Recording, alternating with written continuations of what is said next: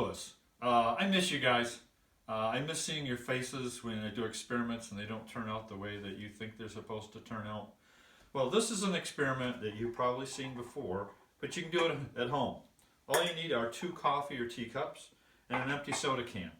And this just deals with the science principle as far as changing air pressure. If you blow on the edge of this cup,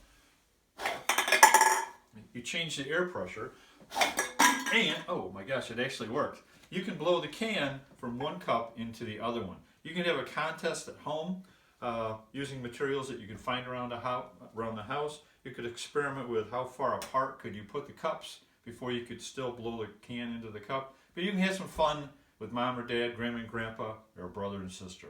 Have a great day. We'll see you.